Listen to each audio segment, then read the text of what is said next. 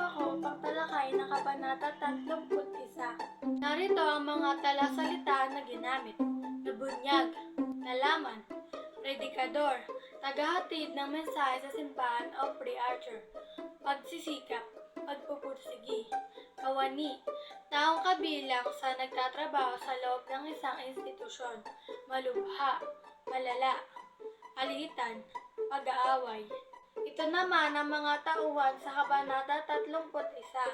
Padre Florentino, Padre Camora, Benside, Basilio, Kapitan General, Isagani, Maraig, at Mataas na Kawani. Kabanata 31. Ang Mataas na Kawani.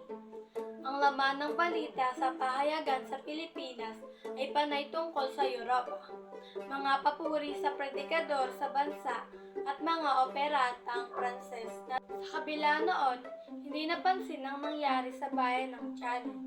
Naging bulong-bulungan ang pagkahulog ng isang babae mula sa tuktok ng kumbento. Hindi binanggit ang pangalan ng biktima. May lumabas pang balita na nakipag-areglo ang pamilya ng nasawi.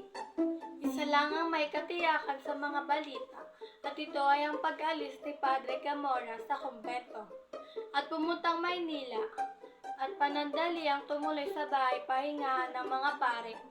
Kahabag-habag na Padre Camora, napakamasayahin pa naman niyang tao at kay buti ng kanyang kalooban.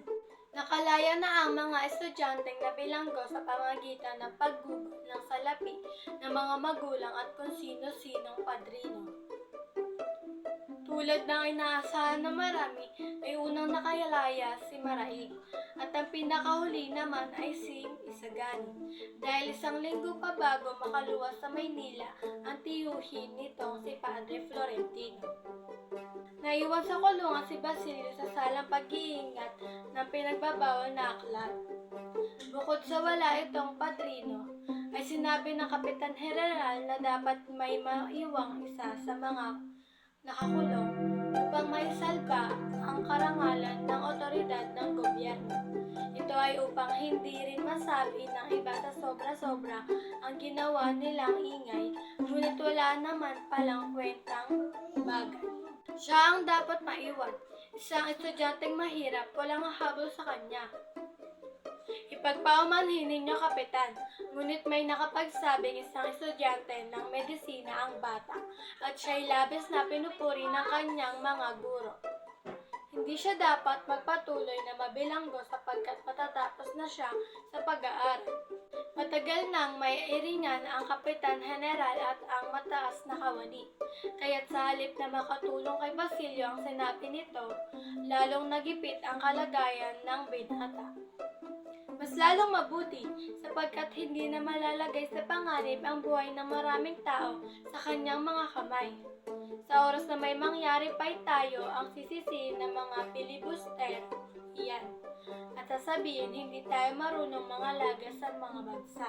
Sa aking palagay, ang binatang iyan ay walang kasalanan at inosente sa lahat. Ang binatang iyan ay nahulihan ng pinagbabawal na aklat. Oo nga, mga aklat pang medisina at ilang mga polyeto mula sa Espanya na hindi man lang naalisan ng balot. Ibig sabihin na hindi pa man lang ito nababasa.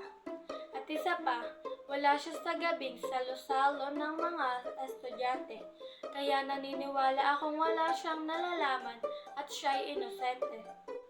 Ang aral na mapupulot sa kabanatang ito ay, may mga taong kahit alam na mali sila ay paninindigan na lamang ito upang hindi sila mapahiya at maibaba ang sarili. Ipipilit nila ang gusto kahit mayroong masamang epekto sa kanilang kapwa.